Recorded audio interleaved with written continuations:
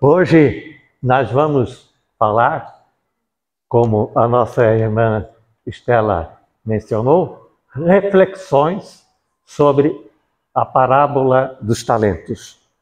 A parábola dos talentos, ela é a parábola falada, ensinada por Jesus, e no Evangelho segundo o Espiritismo, ela se encontra no capítulo 16º, no item 6.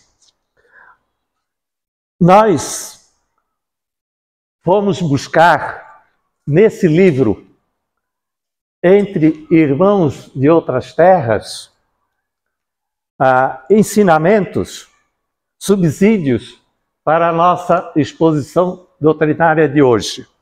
Esse livro, ele é um livro que diversos espíritos ditaram as suas mensagens, as suas lições para os médiuns Francisco Cândido Xavier e Valdo Vieira.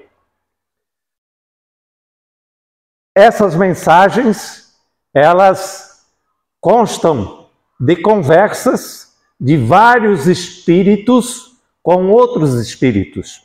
Então, nesse livro, nós temos as conversas, as entrevistas de Emanuel, de Bezerra de Menezes, e entre eles nós temos o espírito de Humberto de Campos, também chamado de Irmão X, conhecido como Irmão X, em que ele entrevista o Rabi Zohar ben Osias. Esse Rabi, esse mestre israelita, no mundo espiritual, hoje ele se dedica às verdades do Evangelho de Jesus. Então, nós vamos utilizar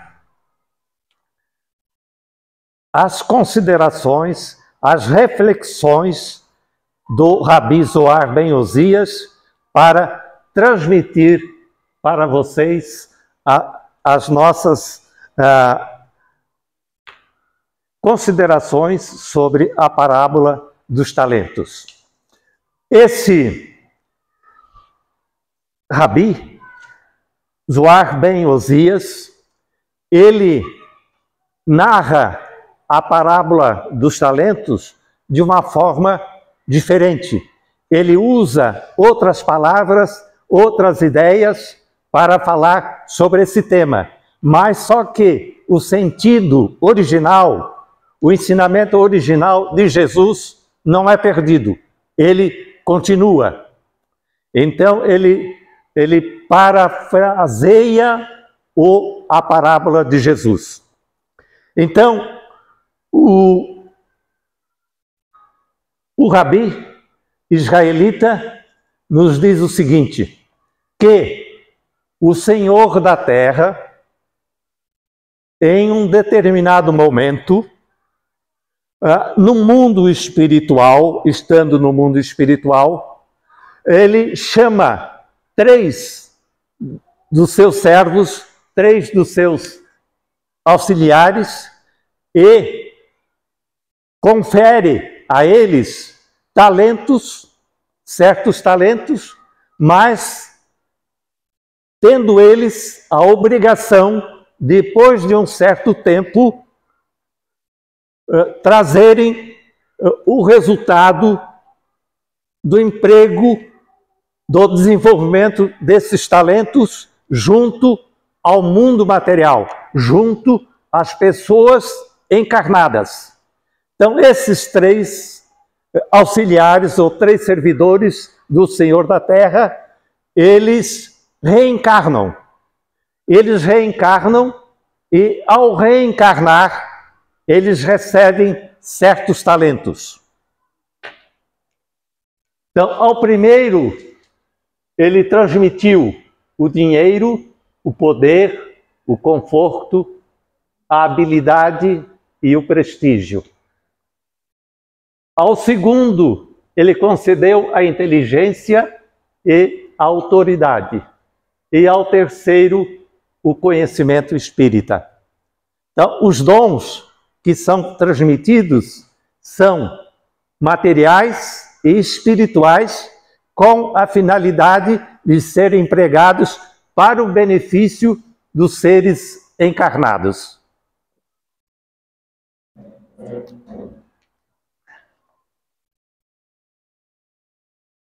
O primeiro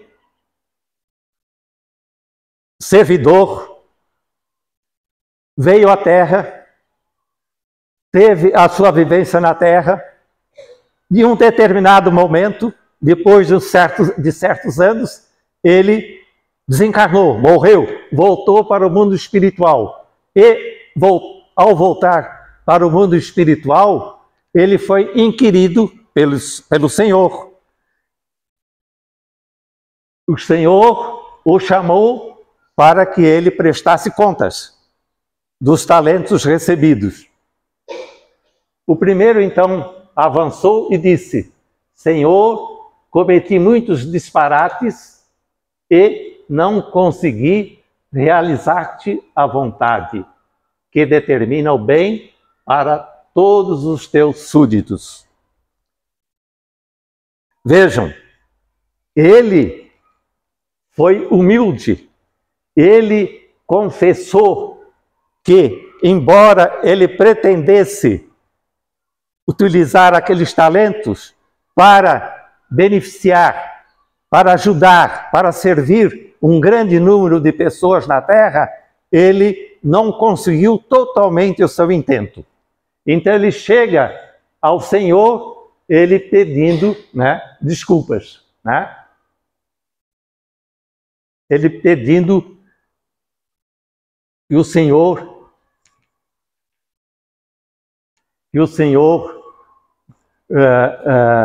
levasse em conta o seu desejo, mas que ele não conseguiu colocar em prática tudo aquilo que ele desejava com os talentos recebidos.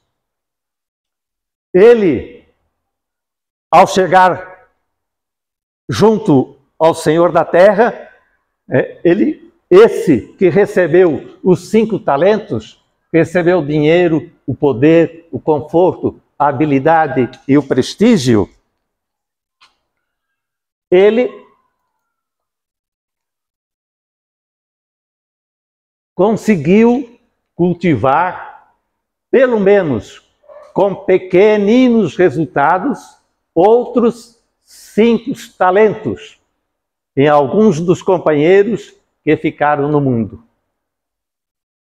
Então, através dos 5 talentos recebidos, ele conseguiu desenvolver entre algumas pessoas do mundo terrestre o trabalho, o progresso, a amizade, a esperança e a gratidão.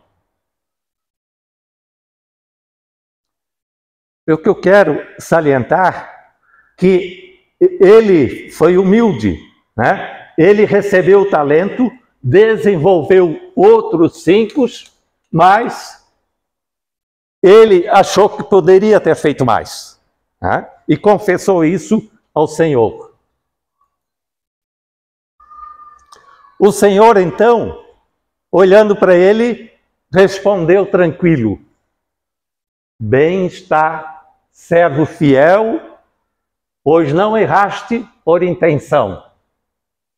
Volta ao campo terrestre e reinicia a obra interrompida, renascendo sob o amparo das afeições que ajuntastes.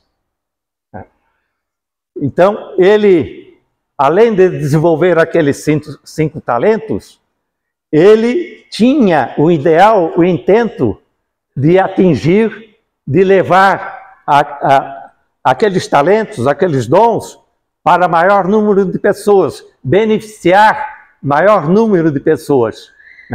E o Senhor, então, foi complacente, foi misericordioso com ele e disse: servo fiel, Por quê? Porque ele tentou fazer. Ele não cruzou os braços. Né? Ele trabalhou, ele procurou servir. Volta ao campo terrestre, né? Reencarna e reinicia a obra interrompida, renascendo sob o amparo de afeições. Então, voltando à Terra, ele estaria no meio daquelas pessoas que foram beneficiadas por ele e ele teria o amparo, né, dessas pessoas. A obra seria mais grandiosa, né, no segundo intento, na segunda reencarnação, porque não era somente ele sozinho, ele já tinha um grupo de pessoas que o apoiariam, que o ajudariam naquela sua tarefa.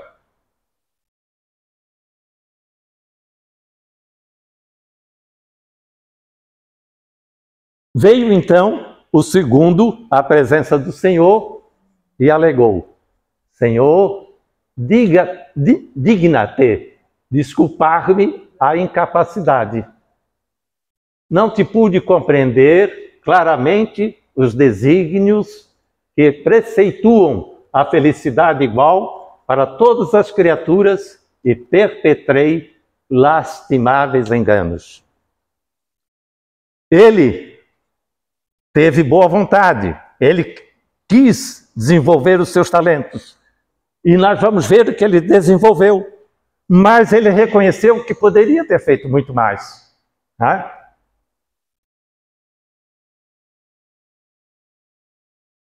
Isso acontece com todos nós. Né? Nós que já temos a luz do Evangelho, a luz da doutrina espírita, nós temos o ideal, nós temos o ensino do Cristo, né? O convite do Cristo para amarmos, para servirmos, para ser fraternos, né? Para perdoarmos, mas nem sempre nós conseguimos. Né? A nossa evolução sempre é passo a passo, lenta. Né? Mas o importante é tentar. O importante é dar o primeiro passo e aí continuar.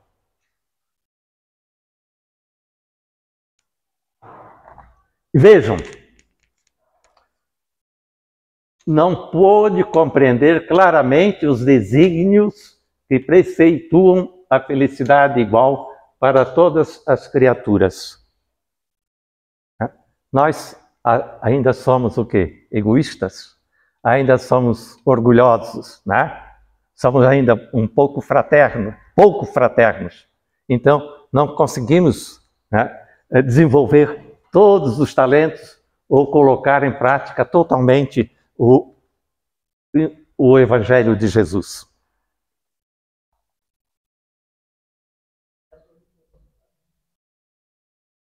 Esse segundo servidor, ele recebeu a inteligência e a autoridade. Ele, como ele fala, mobilizei os dois valores e com eles angariei outros dois, para muitos dos irmãos que permanecem na retaguarda. Então ele conseguiu atingir os seus talentos, o seu conhecimento, a atingir um grande número de pessoas, né? Fazendo com que as pessoas tivessem cultura e tivessem experiência, isto é, tivesse a vivência, né, dos conhecimentos adquiridos.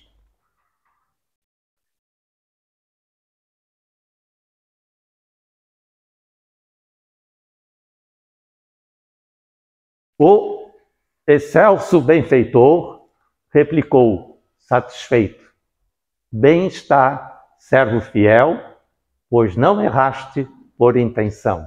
Né?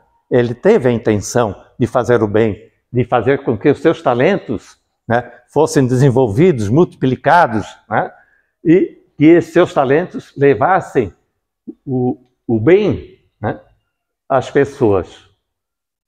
Volta ao campo terrestre e reinicia a obra interrompida, renascendo sob o amparo das afeições que ajuntastes. Então ele falou a mesma coisa para o outro que recebeu 5 talentos. Vejam, pelo que recebeu 5, que recebeu 2, pela manifestação do benfeitor excelso do Senhor, nós verificamos que o Senhor é misericordioso, que o Senhor sabe das nossas dificuldades, sabe da nossa inferioridade, né? E Ele valoriza a nossa intenção de fazer o bem e valoriza qualquer esforço, por pequeno que seja, ele é contado, né? Ele é levado em conta.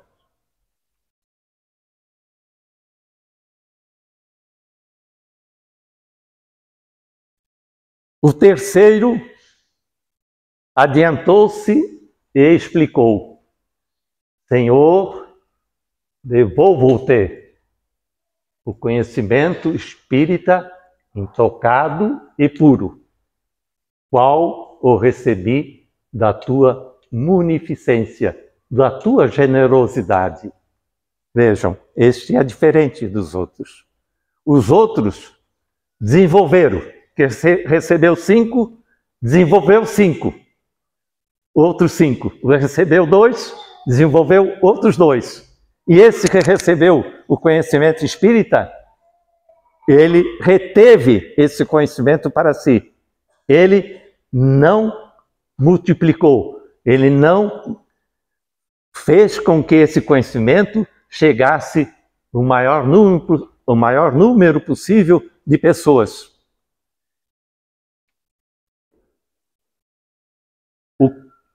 E o que mais que ele fala ao Senhor? O conhecimento espírita é luz, Senhor. E com ele aprendi que a tua lei é dura demais, atribuindo a cada um conforme as próprias obras. Vamos analisar essas respostas dele. Ele reconhece que o conhecimento espírita é luz. E com ele aprendi que a tua lei é dura demais, atribuindo a cada um conforme as próprias obras. É a lei da causa e efeito, de ação e reação. E essa lei é dura demais? Nós perguntamos, essa lei não é dura demais, é a lei do mérito, né? Se eu faço bem, eu recebo bem. Se eu faço mal, eu recebo mal, né? Então, a lei de causa e efeito não é dura, ela é justa.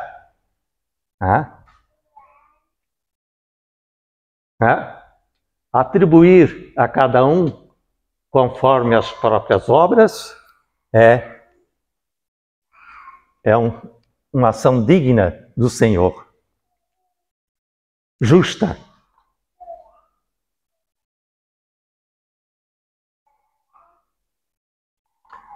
O que mais que ele fala? De que modo usar uma lâmpada assim, brilhante e viva, se os homens na terra estão divididos por pesadelos de inveja, de ciúme, crueldade e ilusão. Ora, ele teria de levar o conhecimento espírita para que esses homens, que estão cheios de inveja, de ciúme, de crueldade e ilusão, eles deixassem esses sentimentos negativos e se tornassem mais virtuosos. Eles se tornassem mais fraternos, mais capazes de perdoar, de desejar não somente a felicidade própria, mas a dos outros. Ser simples, humildes, ser pacientes, tolerantes, e que procurasse sempre instruir-se, tanto nas letras como no conhecimento do Evangelho e no conhecimento da doutrina espírita. Como o Espírito de verdade nos ensina, né? Espíritas, em primeiro lugar, amai-vos. Em segundo, instruí-vos. Porque é necessário instrução, o conhecimento, mesmo para a gente poder agir bem. Muitas vezes a gente erra por ignorância.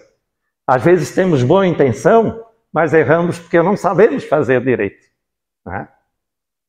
Então é preciso o amor e o conhecimento andarem juntos.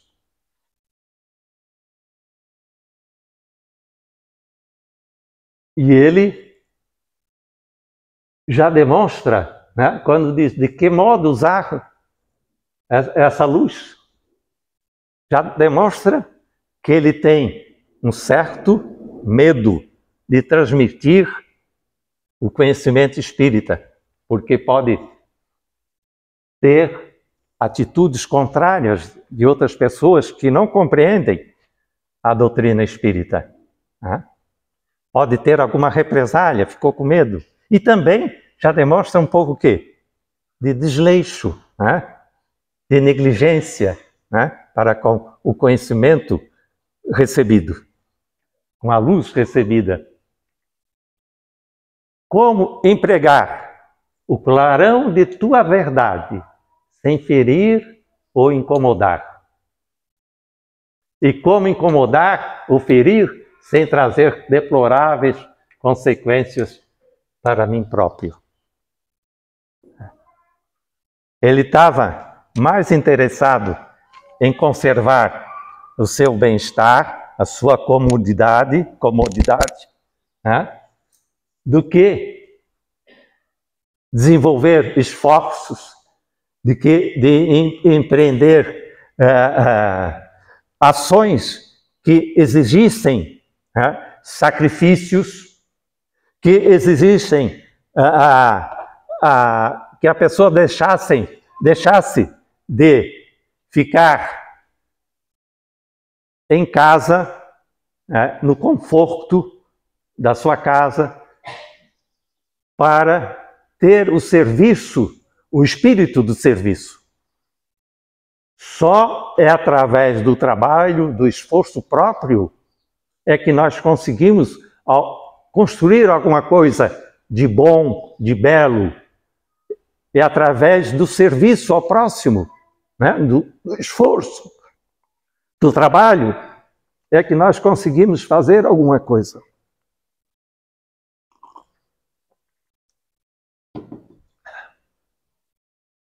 Conversando com um amigo, ele me disse o seguinte: toda coisa boa exige esforço.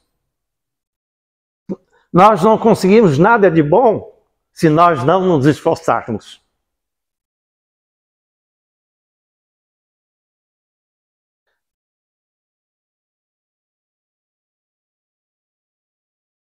E como incomodar ou ferir sem trazer consequências deploráveis para mim próprio?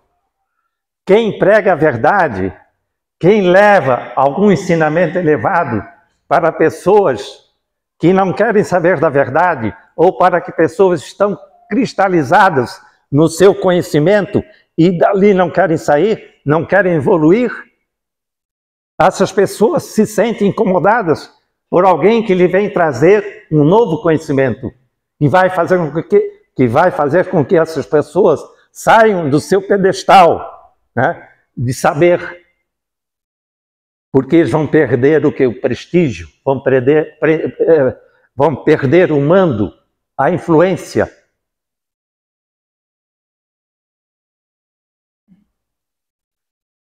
E nós sabemos, o próprio Kardec nos fala, que quando a doutrina espírita ela apareceu no mundo, através dos livros de Kardec, houve uma grande reação contrária, muitas críticas, muitos anátemas da religião.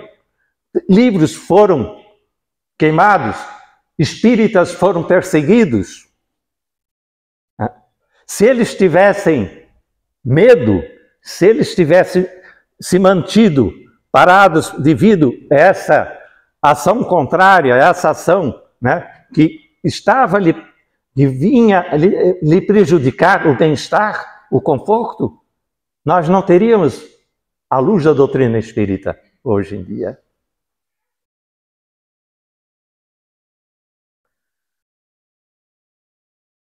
Toda ação, né, tem uma reação. Né? Então,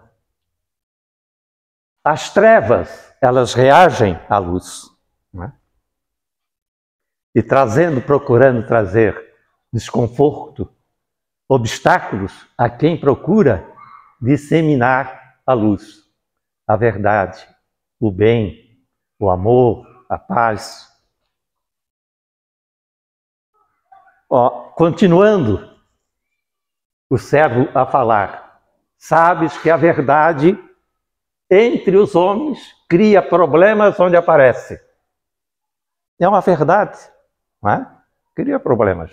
Mas temos de superar esse problema com a força da nossa fé, com a força do nosso conhecimento, com a força do nosso esforço, do nosso sacrifício, do nosso amor à causa, do nosso amor à doutrina que nos ilumina, que nos eleva, que nos traz paz.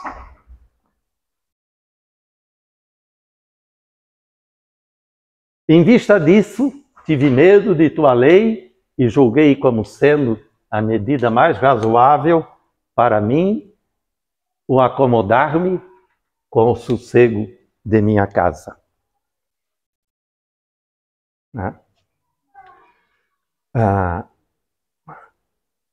O trabalhador é merecedor do suor do seu serviço. O trabalhador que trabalha, que se esforça, ele faz jus ao salário. Aquele que cruza os braços e não faz nada, não tem direito ao bom salário.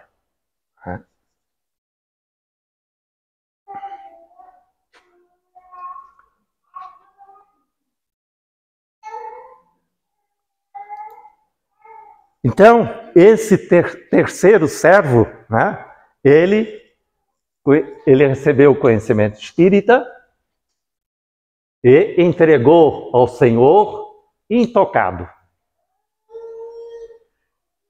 Acrescentou ainda mais, assim pensando, ocultei o dom que me recomendaste aplicar e restituo-te semelhante riqueza, sem o mínimo toque de minha parte. Vejam, ele reconhece que o conhecimento espírita é uma riqueza espiritual muito grande, mas ele não quis desenvolver, ele não quis trabalhar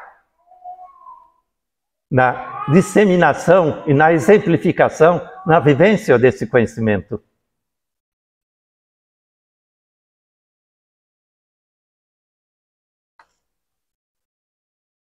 O sublime credor, porém, entre austero e triste, ordenou que o tesouro do conhecimento espírita lhe fosse arrancado e entregue de imediato aos dois colaboradores, diligentes, trabalhadores, né, que se encaminhariam para a terra de novo.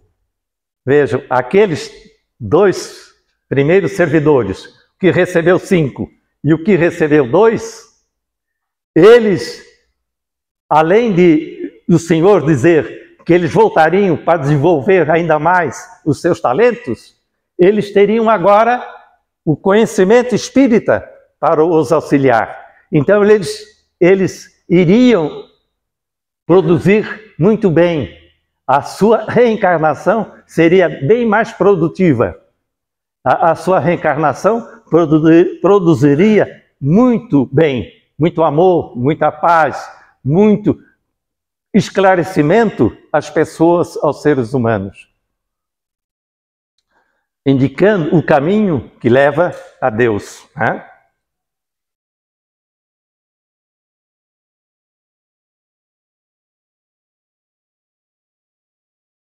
Aí o Senhor declarou incisivo: servo infiel, não existe para a tua negligência outra alternativa, senão a de recomeçares a tua obra pelo mais pelos mais obscuros entraves do princípio. Ele voltaria à Terra, agora sem o conhecimento espírita, ou o conhecimento espírita latente nele, mas ele teria de trabalhar, se esforçar para que esse conhecimento, né, fosse empregado para o benefício dele. Ele teria uma encarnação mais difícil, mais trabalhosa, com maiores sofrimentos, porque a sua caminhada seria mais espinhosa.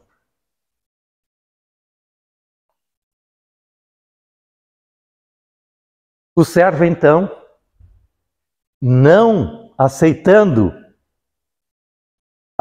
o desígnio do Criador, o desígnio do Senhor, ele falou: Senhor, Senhor. Chorou o servo displicente: onde a tua equidade, onde a tua reta justiça? Deste aos meus companheiros o dinheiro, o poder, o conforto, a habilidade, o prestígio, a inteligência e a autoridade. E a mim concedeste tão só o conhecimento espírita, depreciando o conhecimento espírita.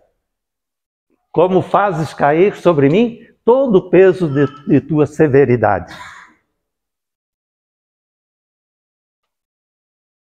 Vamos ver o que o Senhor respondeu. O Senhor, entretanto, explicou brandamente: não desconheces que te atribuí a luz da verdade como sendo o bem maior de todos. O que adianta possuir o mundo, mas perder a alma? Não estamos aqui dizendo que devemos deixar o material de lado. Enquanto o homem vive no mundo, ele precisa do material e do espiritual. Só que o espiritual tem de vir em primeiro lugar, porque o espiritual vai lhe dar a claridade de pensamento para bem dirigir a sua vida em todos os campos, em todas as áreas. No lar, no serviço, né? No entretenimento, onde ele estiver, a claridade da luz dos ensinamentos vão lhe proporcionar um melhor proceder, um melhor caminho. Se ambos os teus companheiros não acertaram em tudo, é que lhes faltava o discernimento que lhes podias ter ministrado através de corrigir, amando e trabalhar instruindo. Ele poderia ter auxiliado os outros dois, e os outros dois teriam desenvolvido mais os seus talentos. Os seus talentos teriam resultados maiores, resultados mais felizes. E aqui, corrigir amando e trabalhar instruindo. Esse é um ensinamento para todos nós valioso, Nós que estamos na doutrina espírita, ou qualquer atividade que nós estejamos desenvolvendo, é preciso, no meio em que estamos, porque estamos junto com pessoas, vivemos no mundo social, e nesse mundo, sempre existem pessoas que erram, nós e os outros, tanto o chefe, tanto aquele que ensina, como o que é aprendiz, que é aluno, erram. Então é preciso corrigir com amor e trabalhar instruindo. Ninguém pode esperar estar lá no degrau mais alto da evolução para trabalhar, para instruir, para amar. É amando no dia a dia, onde estivermos, é que nós vamos construindo, vamos pavimentar a nossa estrada que conduz a Deus, que conduz ao reino dos céus. E o Senhor lhe disse, escondendo a riqueza que te emprestei, não só te perdeste pelo temor de sofrer e auxiliar, como também prejudicaste a obra deficitária dos outros teus irmãos, cujos dias no mundo teriam alcançado maior rendimento no bem eterno se houvessem recebido o quinhão de amor e serviço, humildade e paciência que lhe negastes.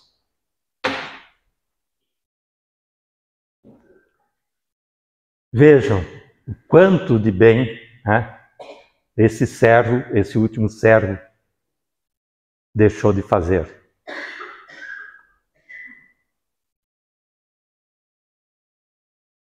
O servo, continuando dialogando com o Senhor, disse: Senhor, por quê?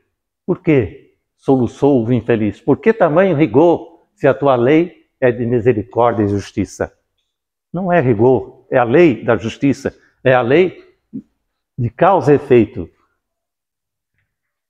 Então, os assessores do Senhor conduziram o servo desleal para as sombras do recomeço, para a reencarnação nova, esclarecendo a ele que a lei de Deus, realmente é disciplina de misericórdia, de compaixão e justiça. Somente que, porém, para os ignorantes do dever, a justiça chega pelo alvará da misericórdia.